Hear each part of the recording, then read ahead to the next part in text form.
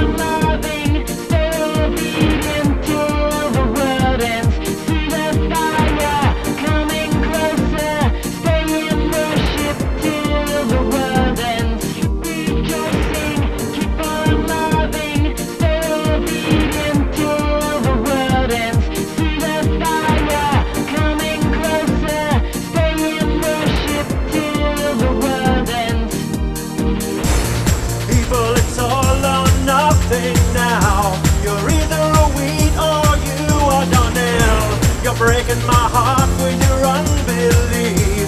I ain't gonna wait forever. Who do you think you're fooling? Who do you think you're fooling? You're either hot or you are cold. And people, it's all or nothing now. People now.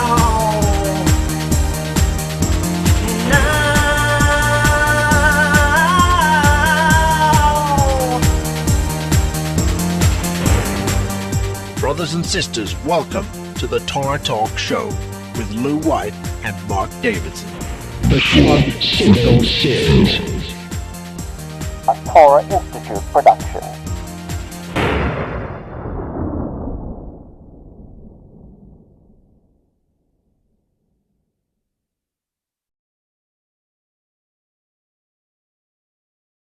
Hello. Hey brother, how you going? I'm fine, thank you. It's wonderful to see you. Yeah, you too, mate. I miss you so much every week. It's a lot of stuff happening, isn't there? Oh yeah. In fact, when we stop, I just say, "Wow, I wish we could just do this every day," you know. Yeah. But there's so many things we have to do, you know. Yeah. So, have you learned anything this particular Passover season? Oh, I learnt that it takes a lot of effort. I mean, we all sometimes have this yearning when we see all the other people doing the bunny rabbits and the Christmas times and all that, and we think, and we know what they're all about inside and out, and we can. It'd be so easy to teach our kids that because we were so engrossed in it. When it comes to Passover and Shavuot and first fruits and things, it seems like such an effort to break, because obviously there's a lot coming against it. To break through it and get the point through to your children, and to make it a fun time, something they'll remember. And each year you get to the end of it and go, yeah, we did all right, but we'll do it better next year. You know, it's a shame that it takes such an effort, because we're so foreign to the truth. How are you, sister? Hey, good morning. How are you doing? Good, pretty in pink. Oh, yeah. So how's his family? Yeah, lovely. Yeah, good. All good. Yours?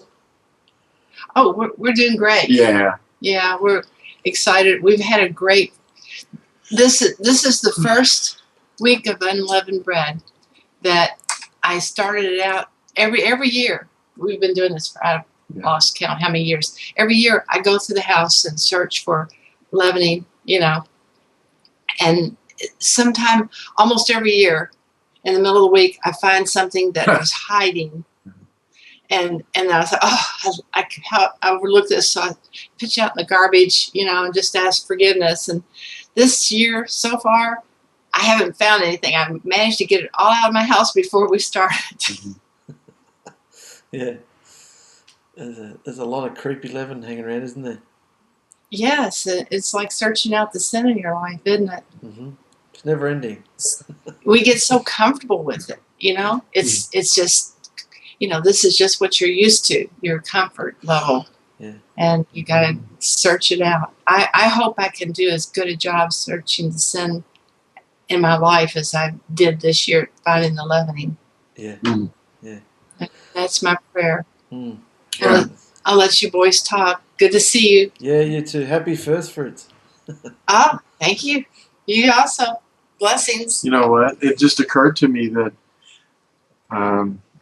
the Christians, and you know, we love them. It's our mission field mostly, but the whole world is. But it occurred to me that the Christians have a habit of postponing their bunny rabbit day a week if it happens to occur at the same time as Passover.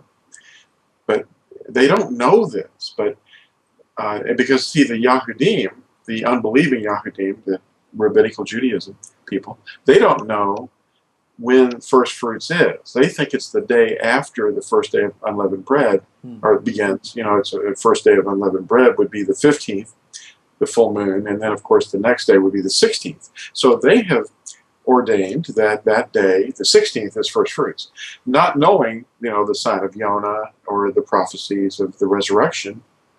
And because of that, these two large groups that have big microphones don't realize that today, which is first fruits, happens to also the morrow after the Sabbath during the week, not the high Sabbath, but the one during the week, according to Leviticus 23 and Deuteronomy 16, that they don't realize that today is their bunny rabbit festival. They're actually celebrating the resurrection today. And it happens to also be first fruits. You know, because yesterday was Sabbath. And, it's, why do you think Yahuah instructed us to do first fruits on the morrow after the Sabbath when, I mean, he knew Yahusha is the first fruits? Why wouldn't he have just made it after 3 days? And why, like, everything's on a set timing. Why wouldn't he have made first fruits 3 days and 3 nights after the lambs were killed, like after Yahusha was killed? Why would? Because all the rest of the feasts are different every year on a different day because of the calendar. But why is first fruits always a fixed date? That's a good question. And, you know, all we can do is guess, but the logic dictates that Yahuah knows what's going to happen with men's traditions ahead of time. That's why, for example, he made sure that it was 3 days after that he resurrected, because he knew that there was a tradition, or would be a tradition, among the Pharisees who believed in the resurrection. But they said, they thought in their teachings, there's no way to resurrect because the body is gone. Well, at least that body would not be able to be revived after 3 days. So this was one little detail. And then the other detail that I see is that he knew that the first day of the week was going to be ordained as the prescribed day of rest. And in defiance of that, and against all that Christianity has ever taught, that resting on the Sunday in honor of his resurrection is actually confuting the very fact that Yahusha rested in the tomb for 3 days and 3 nights. And then he got up and went back to work on the first day of the week. So after the Sabbath, at the end of the Sabbath, at the end, when the sun was setting, then Yahusha resurrected. No one saw the evidence of this that we know of until the following morning when the women went to the tomb. And a lot of people that say, well, he really didn't resurrect, he was just stolen, or whatever the idea is. And the writers of the memoirs, or we call the Gospels, why would they choose women as the first witnesses to his resurrection? Because in that day, of course, many people have said this, that women had no real believability, especially in that day, that for a woman to come and claim something was absolutely not considered to be a witness of anything.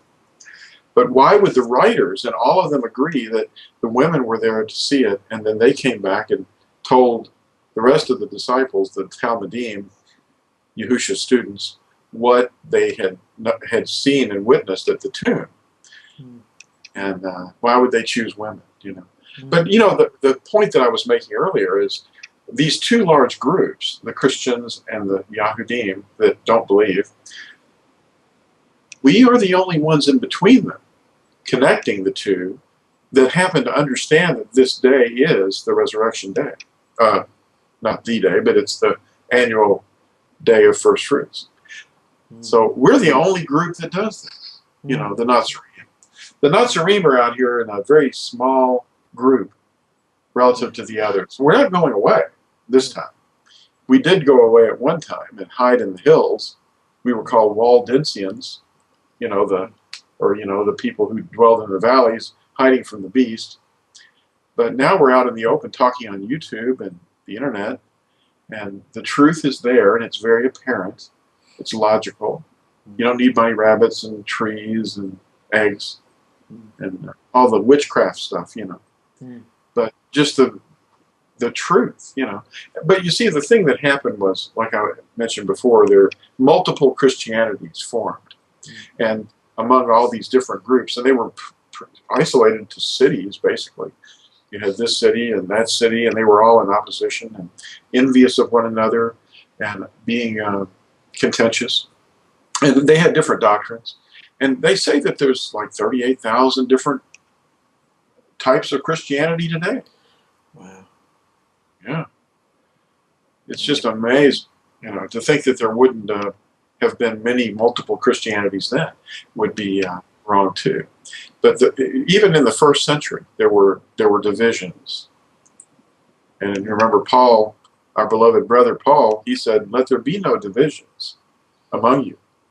But doctrinally, there's always going to be that until Yahusha returns. But the amazing thing, though, is that today is First Fruits, and the Bunny Rabbit Festival, or the Resurrection Day that they're celebrating, happens to be on the right day. And if the Catholics had known what First Fruits really meant, they would have made a law about that, Yeah. Yeah, I just found that really strange that every other date of Passover floats around from year to year, but First Fruits is always the same. It's kind of like, well, he knew it was going to be Yahusha who's the First Fruits. Why didn't he incorporate that into the festival?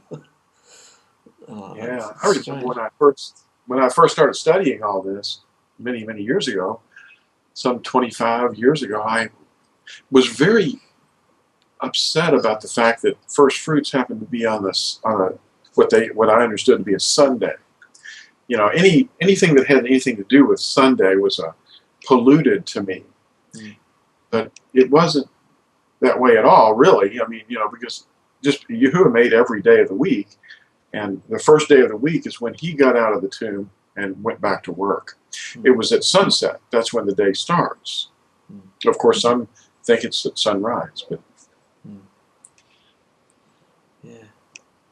So regarding First Fruits, for those who may not have much experience with the harvest festivals and where it all started, what's the idea of it? You went into it briefly last week, but if we're going to talk about First Fruits, explain what the high priest had to do and what leading up to the waving of the sheaths and all that. And maybe we can end up at the two resurrections or something. I don't know. Yeah. Well, that's let me look at. Yeah, I'd like to look at the actual ordinance, the ordinance in Vayikra, they call Leviticus, and let's look at chapter 23 of Leviticus, and particularly around verse 10, and starting at verse 9, it says, "And Yahuah spoke to Moshe, saying, Speak to the children of Yisrael, and you shall say to them, When you come into the land which I give you, and shall reap its harvest, then you shall bring a sheaf of the first fruits of your harvest to the priest." He's talking about the high priest. And then in verse 11 it says, "And he shall wave the sheaf before Yahuah for your acceptance. On the morrow after the Sabbath, the priest waves it. And on the day when you wave the sheaf, you shall prepare a male lamb a year old, a perfect one, as a burnt offering to Yahuah. And its grain offering, 2/10 of an ephah of fine flour mixed with oil, an offering made by fire to Yahuah, a sweet fragrance, and its drink offering, 1/4 of a hin of wine. And anyway, that's the first giving of that, as far as I can tell. And it looks to me like it doesn't indicate to the reader that it's anything about a resurrection. And yet we know that the prophetic meaning of each festival, or each high Sabbath, is actually a small shadow of something that's to come, shadows of things to come. So the first fruits is a very important element of his resurrection. Now we have also in the Greek an interesting word. I wrote this down. Stasia means to stand, and Anna means again. So it means to stand again, to stand again. I thought that was an interesting thing too. That's just a name, but that's the word for resurrection. Okay. But first fruits has to do with the waving, meaning he's moving again, you know. So the fulfillment of that, of course, was when Yahusha was raised. He was raised on the day of first fruits, and he waved, how would you say it? He waved himself before the Father? Is that how they say it? Yes. He as we say, and we understand that Yahusha is the Passover, the Lamb itself. He's the Lamb, and he's also the first fruits. He's the barley, the first fruits of the year, and it flashes up quickly like grass. Now, if people live in an area where there's, you know, the springtime comes a little bit later, they're going to not see anything going on. But down to further south in the areas in this country, you know, in Texas and Tennessee, possibly Georgia, certainly in southern areas, the grasses are well along and the trees are budding. The summer, or what they call the spring, is coming further and further and further and further north, you know. And in tropical zones where there's things like fig trees and palm trees, there's, you know, an indication of the change of the season very rapidly. Well, in tropical areas, there's very little change, actually, because it's always nice. You know, Hawaii and northern Australia, I'm sure they don't lose their leaves, but, you know. But in places like the Mediterranean climate, you can be assured that grasses are going to respond quickly to the warmer weather that comes when the sun reaches the equator region. Of course, whether it's just right at the equator or just slightly below it, it doesn't really matter. The grass is going to grow, just like it grows past the autumnal equinox too. You're still cutting your lawn. It's, you know, it might be a little further down going south for us up north, but it's still, you know, the plants are still flourishing. But there are people that are, I mean, I was thinking at one time, because the word was going around the planet that it had to be exactly past, even if the first month came past the what we call the Tekufa, or, you know, the same word as somewhat thought of as being equinox, when the days and nights are exactly equal. Well, you know, I thought maybe that made sense, but, you know, Yahuah has his own calendars, you know, understandings, and when he brings things to bear fruit, then, you know, it might happen a little before critical dead center, you know. But I was taught by I was influenced by other teachers for many, many years, and it was, they'd have their leaders of their little groups would go to Israel and hunt for barley among the rocks and, you know, in the fields. And they would pay thousands and thousands of dollars to get an airplane ride over there and then hunt for it and then find it, pick it up and hold it up and take a picture of them holding it and saying that the next new moon is going to be, you know, the first month of the year, because they'd found the barley before the new moon. Well, it doesn't say that in Leviticus, anything about It says in the first month. It doesn't say that the first month is determined by anything growing. But Yahusha did say that when you see the leaves beginning to bud, then you know that summer is near. So that's saying that the arrival of the end of winter, the Tekufa. I don't know if I answered that question. I forget what the question was. Me too. I'll play this back. It doesn't matter. Yeah. Yeah, it's gone. It was interesting, huh? Yeah. It took us around the world. It's great. It's nice. Well, I did it again. That's fun. That's what we're here for. It's great. Well, Torah Talk is talking Torah. Yeah. Torah. That's what they lived by. The first disciples always kept the commandments and the festivals. The Sabbath of the week wasn't Sunday. That was changed later. Yeah.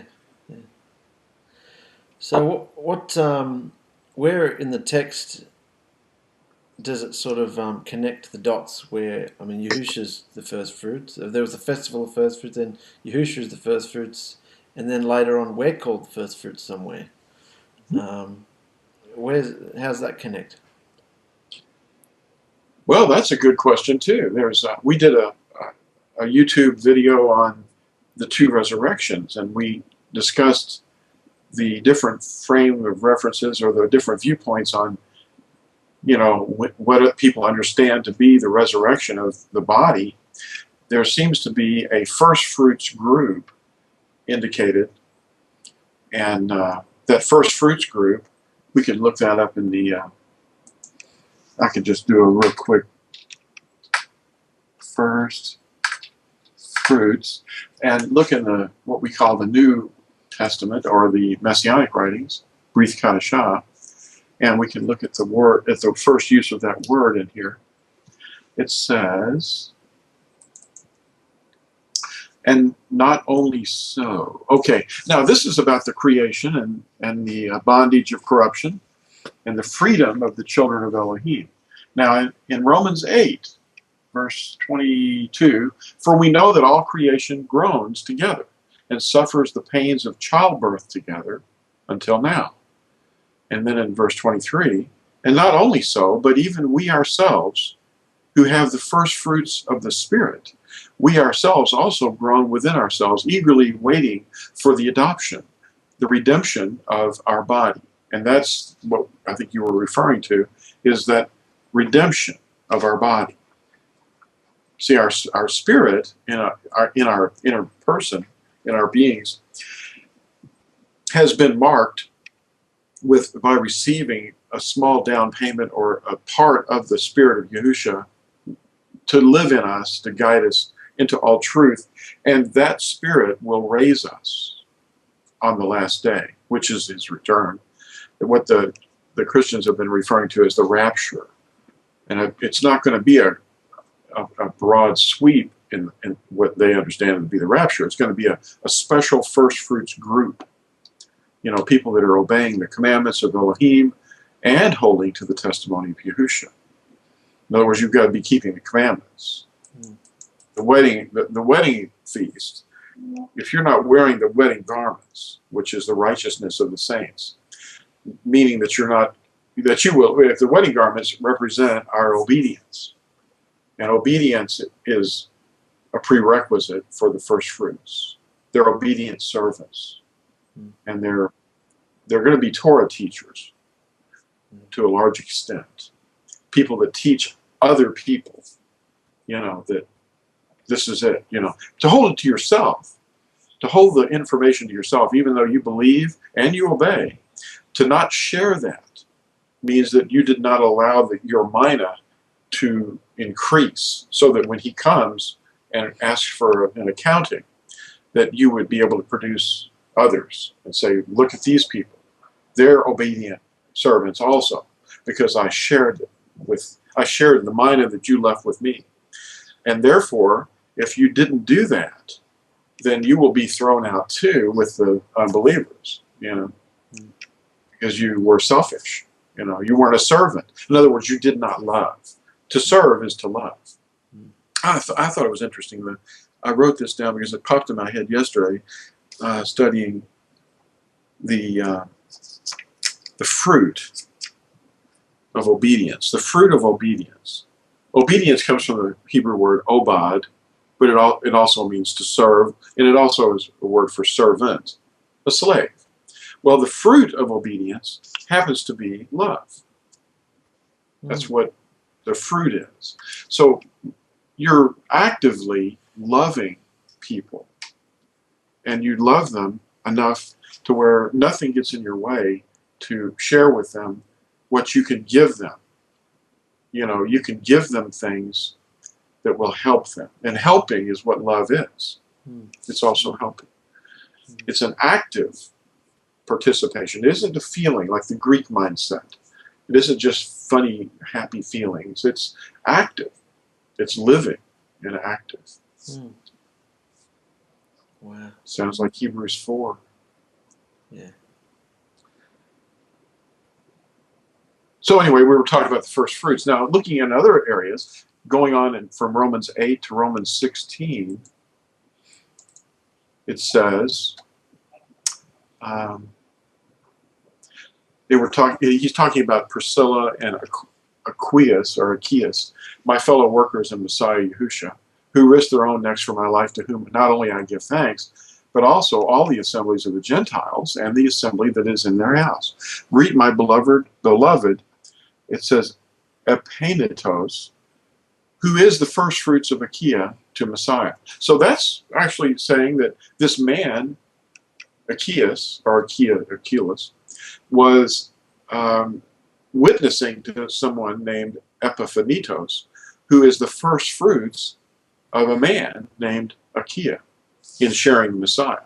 That's an interesting thing. So we also have a way of going out and hunting for people, and they will become participants in the first fruits group too. And then we have in 1 Corinthians 15, it says, but now, this is starting at verse 20, but now Messiah has been raised from the dead and has become the first fruit of those having fallen asleep. Now that nails it right there. That connects first fruits with the Messiah having been raised from the dead. There's no doubt what this is referring to. For it says he's the first of those having fallen asleep. For since death is through a man, resurrection of the dead is also through a man. For as all die in Adam, so also all shall be made alive in Messiah. And each in his own order, Messiah, the first fruits, then those who are of Messiah at his coming. Then the end, when he delivers up the reign to Elohim the Father, when he has brought to naught all rule and authority and power. Yeah, so that's discussing first fruits as well, and saying it, you know.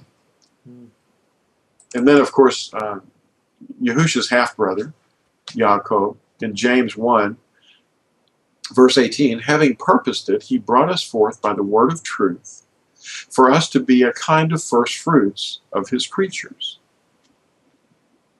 And then in chapter 3 of his brother, we've got, but the wisdom from above is first clean. Oh, it's talking about good fruits. Okay. Partiality. Okay. Then we have Revelation 14, verse 4. They are those who are not defiled with women, for they are maidens. Now that phrase sounds like they are maidens, meaning virgins.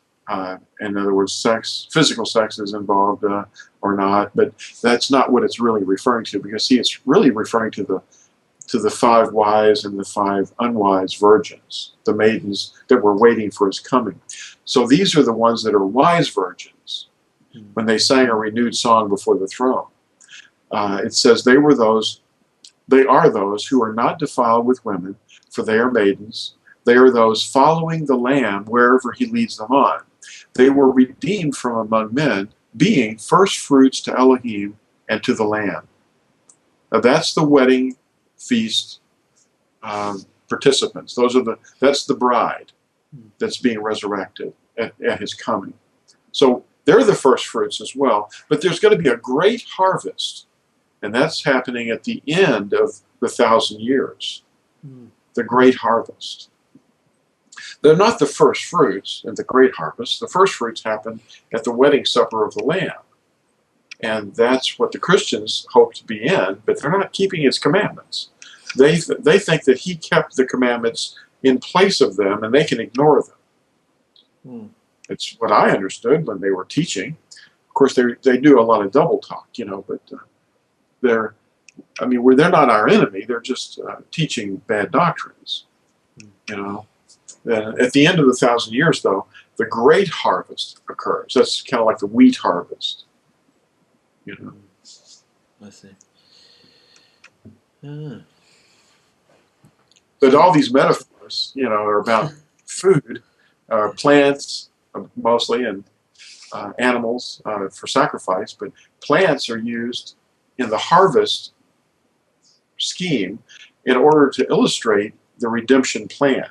And that's what Passover, unleavened bread, first fruits, Shavuot, Yom Teruah, the day of the shout in the 7th month, and then, of course, Yom Kippur, they call Yom Kippur. And then, of course, Sukkoth, when the wedding kuppah, the house, is actually makes it, we go into the house of the husband. You know, these are all prophetic things. Yeah. Oh, imagine that. Amazing. So the those tied in with the first resurrection, there's a unique prerequisite they're thinking upon his name. They're not just in the scroll of life; they're in the scroll of remembrance as well. Yes. Yeah, the scroll of remembrance is a special group, Malachi 3, isn't it? Let's look at that. Okay then, Malachi. Oh, you know what Malachi means? No. It means my king.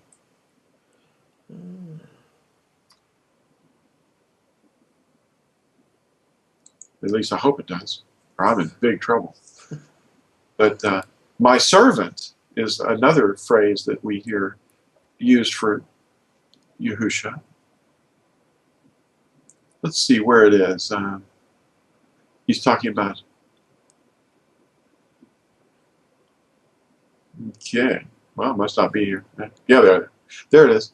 Okay, and so we have Malachi 3:16. Then shall those who fear Yahuah speak to one another, and Yahuah listen and hear, and a book of remembrance be written before him of those who fear Yahuah and those who think upon his name. And that's what you were talking about. Then it goes on, it says, and they shall be mine, said Yahuah of hosts, on the day that I prepare a treasured possession, and I shall spare them as a man spares his own son who serves him. Then you shall again see the difference between the righteous and the wrong, between one who serves Elohim and one who does not serve him. So if we don't obey his commandments, we're not serving him. And he wrote his commandments to teach us how to love, and in order to be reckoned as his wife, we have to be in the covenant of marriage. You know. Yeah. We are Yisrael because we're in the covenant. And we do this because he called us. We're called and chosen. Yeah. And the evidence of our being his bride is in our behavior. You know, if we're keeping his commandments, if we have his mind living in us and we teach what he said, and we don't change it. We don't alter his words. That's wormwood. To change his words is bitterness. And it produces not the fruits of the Spirit. The fruits of the Spirit, the foremost fruit is love. And that behavior is evident. So any knowledge we are attaining should the result should be more love, not just more stuff rattling around in our head. Yeah, I'm glad you brought that up. Because, you know, the rattling around in your head of all that stuff that people will jump on, and they'll jump on the weirdest thing first. all that stuff and all that false knowledge that we understand to be Gnosticism, if we get real complicated and we turn the simple into a complex ordeal, then we have departed from the path, because it isn't knowledge. It's about love. It's not about knowledge. So as much as we might want to discuss all the fine points and what they might mean, then we might start saying, well, wait a minute, that person over there doesn't know what I know. I have more knowledge. Therefore, I'm superior to them. Then other behavioral traits start manifesting, and we start treating them differently. And that's the problem, because we're all, even the unbelievers, will detect the ranking that we start having and the judgment and all that. When you love someone, they don't feel like you're judging them. But when you love them in their sins, in their transgressions, and you're around them and you're helping them all the time, trying to bring them out, then that's not judging. See, we don't judge. That's what Yaakov also wrote about. We can't judge, because if we judge others, then we're judges of the Torah itself. And there's only one judge. We have one leader, and we're just servants. We're all the same. Every one of us. Yeah. Belief is a big part of it too, isn't it? To actually believe that his word, that his Torah has power, or when you're talking about loving somebody in their transgressions and being around them, and to actually believe that your behavior could actually affect somebody, like to believe that any kind of seed might sprout in them, that's often hard to believe, isn't it? You just think, oh, what the hell? I think that our words, our behavior, the way we treat people, anybody, even strangers that we may never ever see again, we can have a profound influence on them just by a small, short, brief encounter, because of the way they feel around us. And it's not us, it's him drawing them, loving them, being helpful to them, not judging them, and they will reflect back on that incident that they had with one of us, any one of us on the planet, not just you and I. But the idea that a person dresses a certain way in order to show respect for the other people, it isn't to lift themselves up. If you wear clean clothes and you keep your hair well groomed and you have a good demeanor and your speech is always clean, it shows the other person and the other people in your company that you respect them. And that's what I always taught my children. When my sons were rising up, I said, that in the world you're going to hear a lot of bad language. And people are dressing worse and worse all the time. And that's because they're not respecting anyone in their presence. They don't respect anyone. So that's why they're dressing the way they dress and why they speak the way they do. Every other word is a colorful metaphor. So it's just not supposed to be. We don't praise Yahuah with the same tongue that we curse our brothers and sisters with. We don't curse anyone. We don't do it. Yeah. So yeah, that's a task. Keep cleansing out. Yeah. It's in your heart. See, it comes out of your heart. It's what comes out of your heart that either indicates what's in your heart or defiles the person.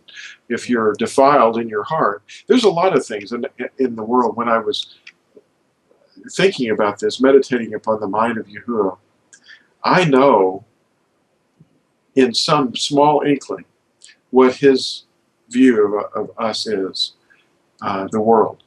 He sees inside the hearts. He searches the minds and the hearts. And there is serious ugliness in most people that don't have him. And when he comes into a person, he has to clean it up. He's got a lot of cleaning to do. The person has to submit to that cleaning too. And say, take this out of me. Create in me a clean heart. And this is very important. This is the beginning, and it's an ongoing process. We have to clean our houses all the time, and living in this world, I think that's part of what he was illustrating when he was washing feet. He was not only showing that he was a servant, but he was also showing us that while we are in the world, we are going to be defiled, and we have to continually clean out the world, keep the world out of our hearts. And of course, the physical, fleshly perspective is just an illustration, of what is going on spiritually. Yeah. Yeah, it's just like Sodom and Gomorrah, isn't it? It really is. People are redefining words. Marriage is pretty much in the media now. They don't know what a marriage is. When you look at the scriptures, you know exactly what a marriage is. He created them male and female, and he brought them together. And that's what a marriage is. It's when Yahuah brings a male and a female together. Not two males and one female, and not one male and two females, but one male and one female. That's a marriage. Now, if they continue in the evolutionary process of, I'm using the word evolve in the sense that the rights and privileges of the society are always extending their boundaries into new areas. Eventually, people will be marrying their parakeet or their gerbil and say, well, it's only about love. And I really love this little gerbil. And I think we should have a bond of marriage. Well, see how ridiculous it gets? I'm sure it's happened. I imagine. Yeah. But, dear. Wicked. Well, it is. That's why he's saying in Malachi 4 to the Torah, wait a minute, what is it? Yeshayahu or Isaiah chapter 8. He says to the Torah and to the witness, if they do not speak according to this word, it is because they have no daybreak. Now, that means that the Talmud's not involved. And it also means the Catechism of the Catholics isn't involved. Or the Quran, it isn't involved. It's to the Torah and to the witness. If they do not speak according to this word. Now, if you go and look for the Kabbalah, all these other outside ideas, then are you walking in light or are you walking in darkness? Are there 4 levels to interpretation? Where do you find that in the Torah? You don't find 4 levels of interpretation in the Torah. You can read Ezekiel or Yehezkel chapter 8, and you can find 4 things going on, but, the abominations. Yeah. But they're not interpretations. But one of the things that popped out of that, I'd like to waffle just a moment, but I was reading Ezekiel chapter 8, and one of the things where it says you're to dig into this wall and find a door and go into the door, and behind the door there are all these living creatures, Well, it dawned on me that might be because they began to write the zodiac or draw the zodiac in the temple itself. Of course, I mentioned before that they were starting to put zodiac symbols in the synagogues on the floors, maybe even the walls. So these zodiac animals were an abomination, one of the abominations that the children of Israel started to do. Yeah, there's all sorts of symbolic or maybe metaphoric creatures in Ezekiel's vision, and particularly in Revelation, there's creatures everywhere up in the heavenly sanctuary. Like there's ones with eyes all over them. Do you think they're like? Are we going to see creatures like that, or do you think that's kind of metaphoric? Yeah, that's metaphoric. It would be. We're not going to see any of those actual things. The dragon itself is a serpent. It isn't like the constellation serpents. It isn't that. That's just imaginary. Dungeons and Dragons. Yeah. I see. So we're not going to run into any creatures with eyes all over them and have conversations with them? Well, it's these are metaphors, I'm pretty sure. But I was going to read Yeshayahu 26. It talked about the tribulation because there was something I was studying yesterday popped out at me, and yeah, it was starting at verse 19. Yeshayahu is the one they call Isaiah, chapter 26, verse 19 through 31. It's really interesting. Maybe this will pop up. Maybe some of these animals will pop out of here. Anyway, it says in verse 19, "Let your dead live, together with my dead body. Let them arise. Awake and sing, you who dwell in dust. For your dew is a dew of light, and let the earth give birth to the departed spirits. Go, my people, enter your rooms, and shut your doors behind you. Hide yourself, as it were, for a little while, until the displeasure is past." Now this is the tribulation. "For look, Yahuah is coming out of his place to punish the inhabitants of the earth for their crookedness, and the earth shall disclose her blood and no longer cover her slain." That's something that was written of in Revelation 2. Yeah, the tribulation, the bowls. And that's all happening, isn't it? Do you think the bowls have started, or are we just in the seals still? That's one of the things. I'm not asking for a chart. No chart. Let me get the chart. If you look at those things, the seals, the trumpets, and the bowls, you've got a rapid succession there. It's going to happen rapidly. And these things are going to unfold so quickly that it's going to just be mind-boggling. And if you want to make a chart, it's fine to do, but in that time you're wasting making the chart and explaining the chart. You are losing the time to teach the Torah. That's what we're supposed to do. He says, "Go and teach all the nations everything I commanded you to obey, and immerse them in the name." Now, if we don't do those things, but instead we say, well, he wants us to explain this with a chart, and bunny rabbits, and trees, and ornaments, and wreaths. He likes that. That's what we're going to do. He likes that worship. No, he doesn't. That's coming from outside. But those outside that practice these things are the dogs. They aren't going to be allowed. Not that we're judging them. We're judging the behavior, because they were taught the traditions of men. So when you obey his words and just do his words, it's a light yoke, because his training is a yoke, and it's light. It's easy because it teaches us how to love. And it isn't about us, it's about us becoming servants, because obedience is the example all through Scripture. We've got the obedience that was not done in the beginning, and the disobedience caused sin to enter the world. And then obedience has been the training problem all through. And that's where we get the flogging, and until we get the right behavior, we're going to get flogging.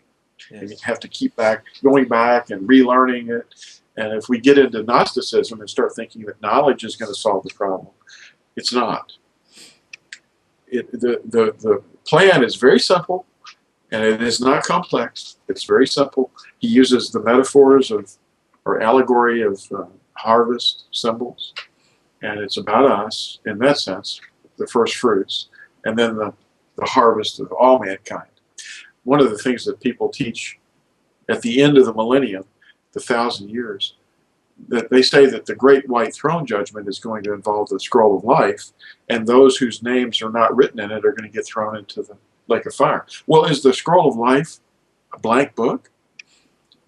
There's no names in it at all? It's indicating that there are names in the book. So those whose names are found in the book are not thrown into the lake of fire. So, everyone doesn't get thrown into the lake of fire at the end, but a great multitude will.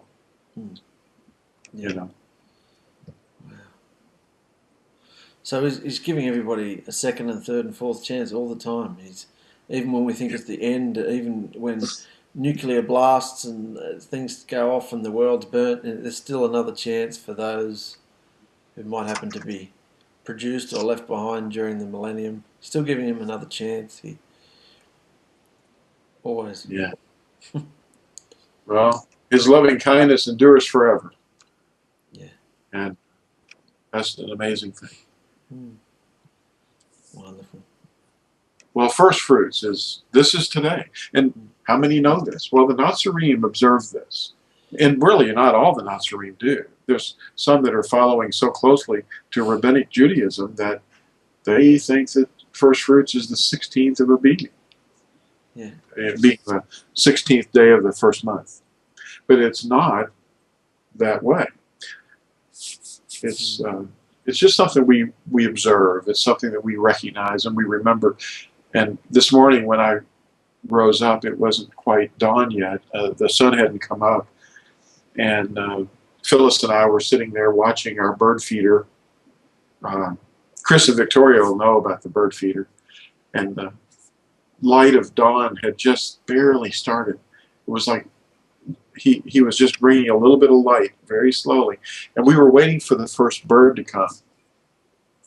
And it was at that point that I remembered that the women were going to the tomb and it was still dark. And they had brought the spices that they had bought with them to anoint the body. And then they found the empty tomb. So this is the morning that they discovered, the annual, if you want to look at it like that, First Fruits Day.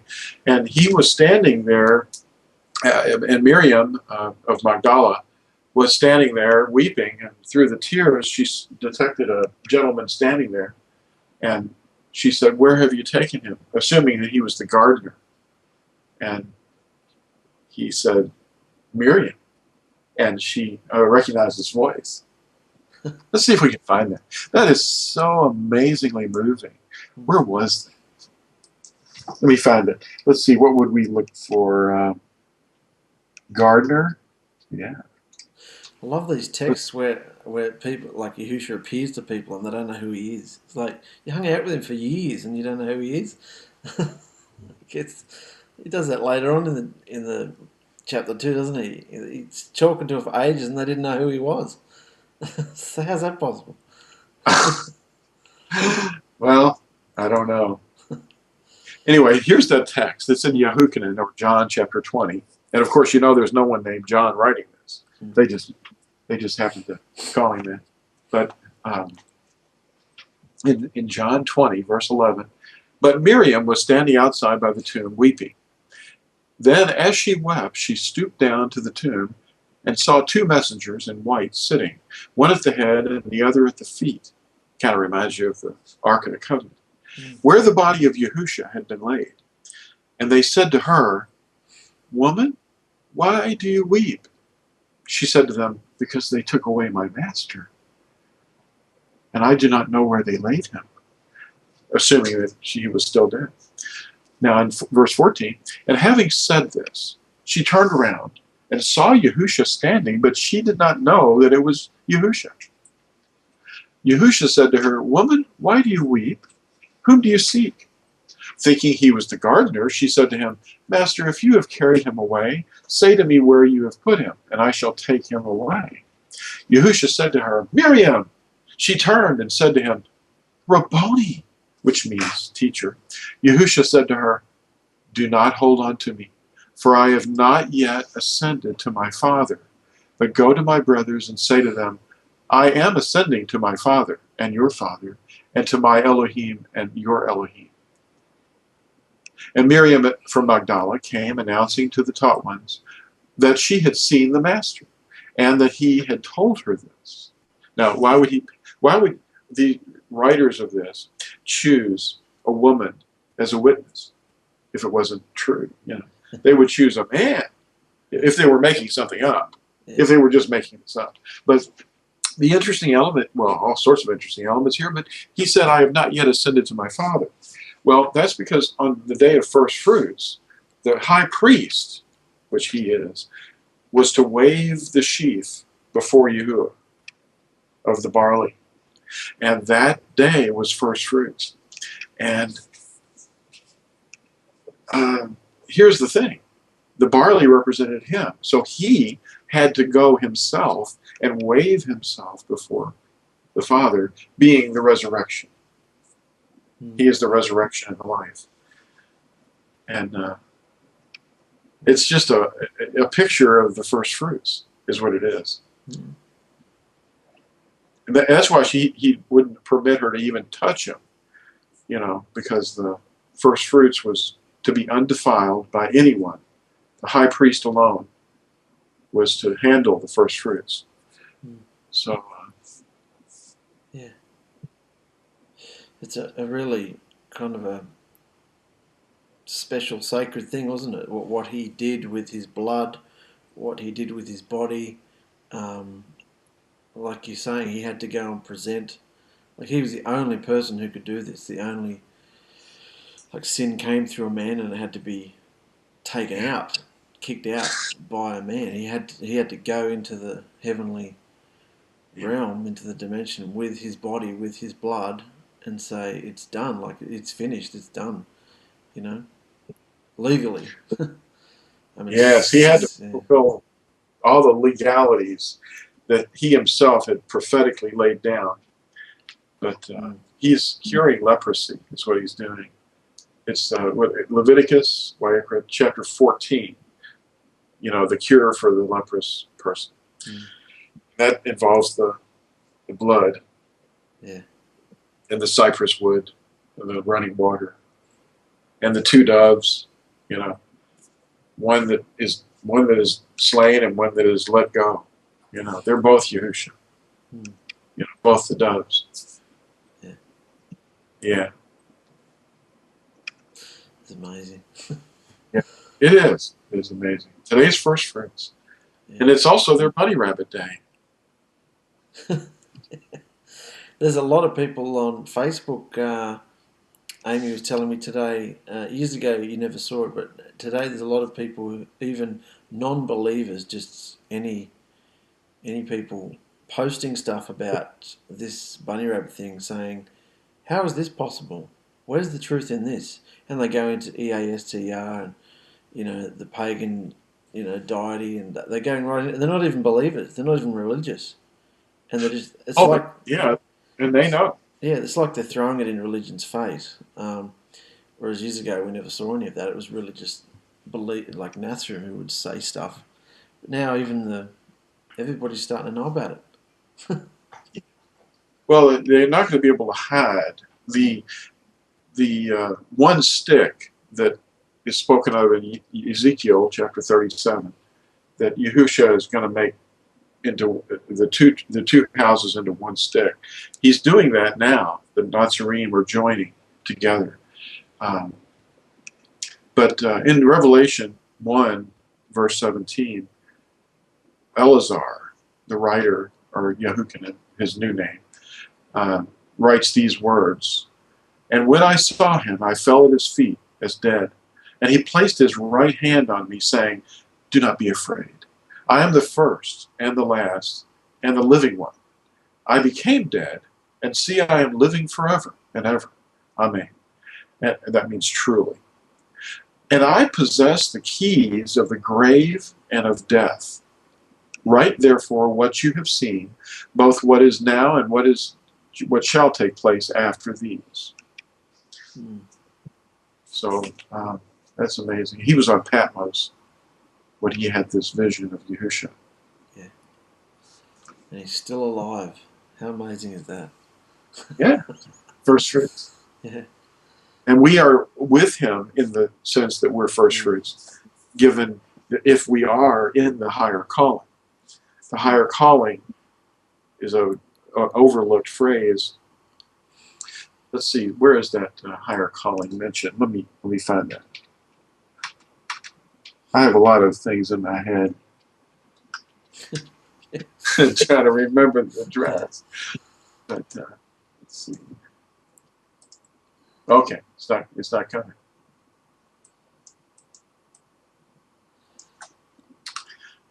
Anyway, it's in one of Paul's writings. You can probably find it on one of your slides. Yeah, it's on my slides. Oh yeah, here it is. Hebrews writes about it too, in chapter 3, verse 1. Wherefore, let me find this. It says, "Set apart, brothers, partakers of the heavenly calling." They call it the heavenly calling too. You know, and then in 2 Timothy 1, verse 9, it says, "Who has saved us and called us with a set-apart calling, not according to our works, but according to his own purpose and loving kindness." Well, and this was the main area that really grabbed my attention, was in Philippians chapter 3. "Brothers, I do not count myself to have laid hold of it yet." In other words, he's talking about the higher calling, the first resurrection, at his coming. "Brothers, I do not count myself to have laid hold of it yet, but only this, forgetting what is behind and reaching out for what lies ahead, I press on toward the goal for the prize of the high calling of Elohim and Messiah Yahusha." See, that high calling is what he's referring to. "As many then as are perfect should have this mind. And if you think differently in any respect, Elohim shall also reveal this to you." Now he goes on talking about this same topic, about the high calling. But in verse 16, "But to what we have already attained, walk by the same rule and be of the same mind. Become joint imitators of me, brothers, and observe those who so walk, as you have us for a pattern." Well, yeah, they became really different after the different Gnostic groups started up, and they started thinking that secret knowledge, or some sort of secret knowledge, was necessary in order to be in the higher calling, or even be in the resurrection, or to be called a saint or a set apart one. The Kodashim is the Hebrew word for saints. Saint is more of a Latinization, but the Kodashim means the ones that are set apart. But they were saints then. They were Kodashim while they were living. They weren't, made that way after they died. You have to be a living, walking Kodeshi before you die if you're going to be in the higher calling, for sure. He's not going to clothe us with immortal bodies if we're not Torah observant, because why would he say, "Well, you're not Torah observant, let me just make you an immortal being while I'm at it"? To have an immortal being running around that's not Torah observant would be what we're having to deal with right now, is these immortal beings that are all around us swirling, that are not Torah observant.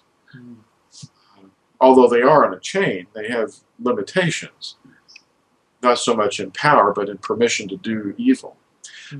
These would be a horrible thing for Yahuah to have resurrected people in immortal bodies that don't care about obeying anything, or obeying what they want to and not what they don't want to just pick and choose, to go by their own hearts, to select what they like. Yeah. What a nightmare that would be. Oh my goodness. Yeah. Be like watching one of these movies, on TV or something. These people with all this power, and yet not stoppable. They would be tyrants, is what they would be, because absolute power corrupts absolutely. That's a fact. And that's why the tree of life was taken out of the garden, wasn't it? So that lawlessness wasn't eternal. Is that something? They would have lived forever in their fallen state. Yes. Yeah. They would have been able to live forever. And we understand that the tree of life represented Yahusha himself, to eat of that fruit. And the fruit of love is the foremost. but to eat the fruit and yet not, exhibit the fruit in your behavior would be a tragedy. It would be like a GMO, genetically modified. Yeah.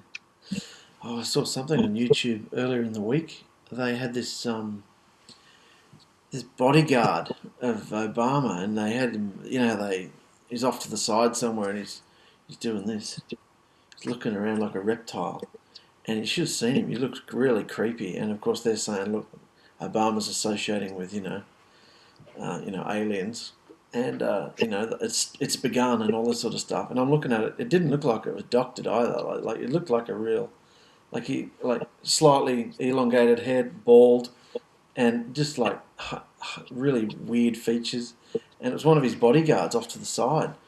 And they said, look closely and you'll see that his face is starting to morph.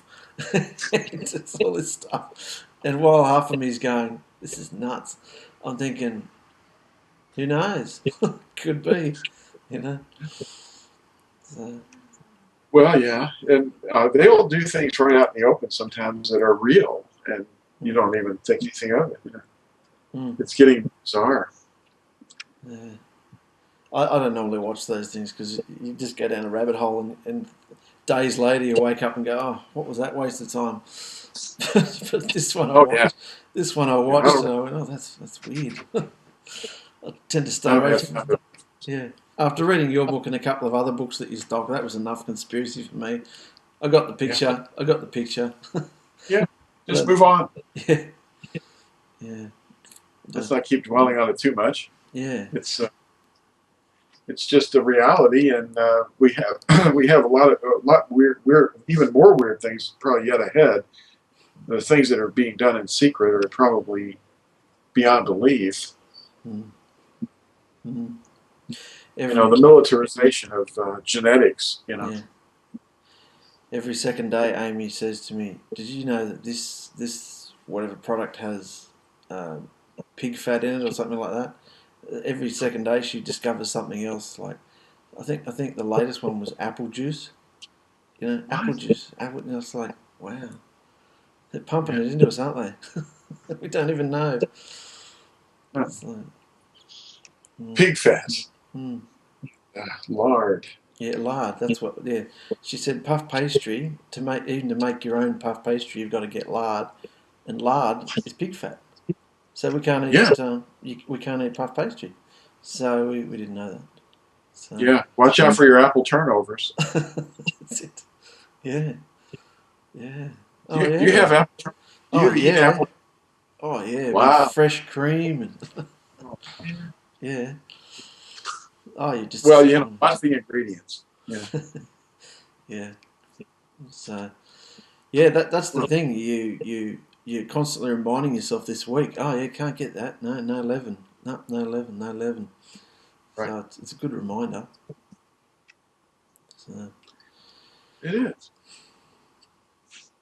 Yeah, we didn't have to throw out too much leaven, but because we started buying less and less and less as the days approached. We had a little bit, but it was, and then there were some crackers.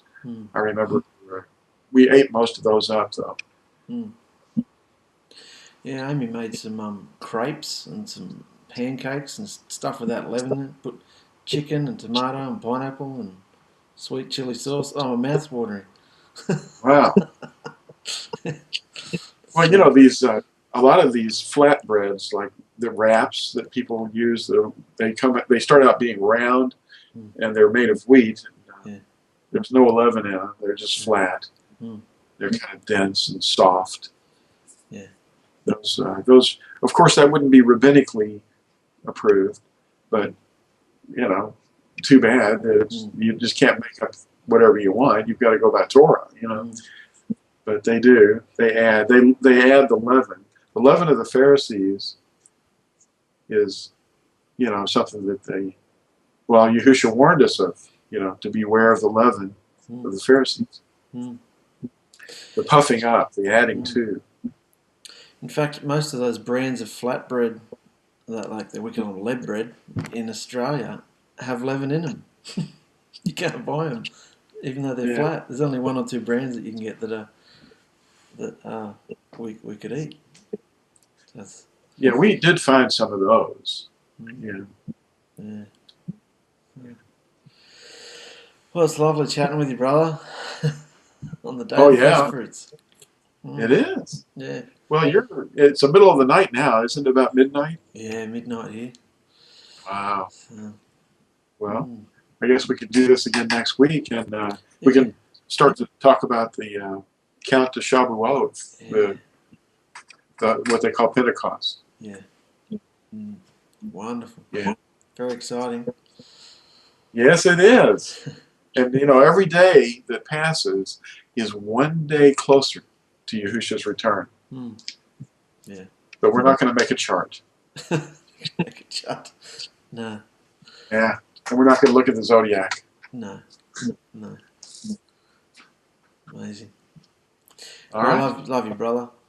Love you, and we'll see you next week at the same time. Yeah. Happy first fruits. You too. Yeah. Bye-bye now. See you later. All right. People, it's all or nothing now. You're either a weed or you are Donnell. You're breaking my heart with your unbelief. I ain't gonna wait forever. Who do you think you're fooling? Who do you think you're fooling? You're either hot or you are cold. And people, it's all or nothing now.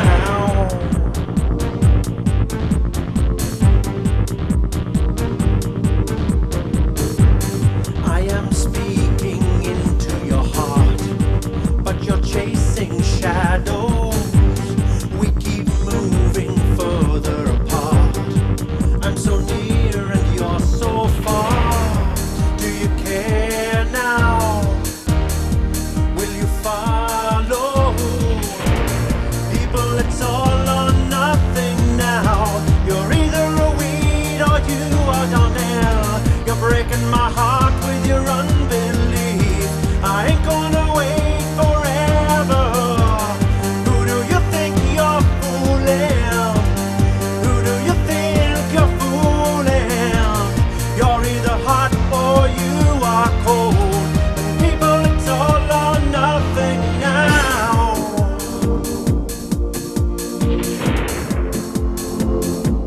Keep rejoicing, keep on loving, stay obedient till the world ends. See the fire coming closer, stay in worship till the world ends. Do you care now? Will you follow? People, it's all or nothing now. You're either a weed or you are Donnell. You're breaking my heart with your unbelief. I ain't gonna wait forever. Who do you think you're fooling? Who do you think you're fooling? You're either hot or you are cold. And people, it's all or nothing now. People now.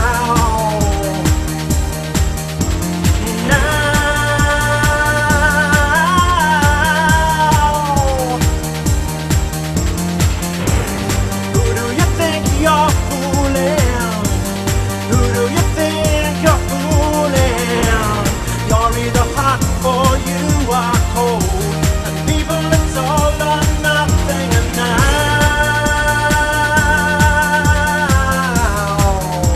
You're either wheat or tear.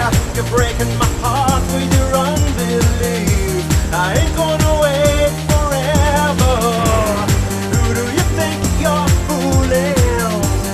Who do you think you're fooling? You're either hot or you are cold. And people, it's all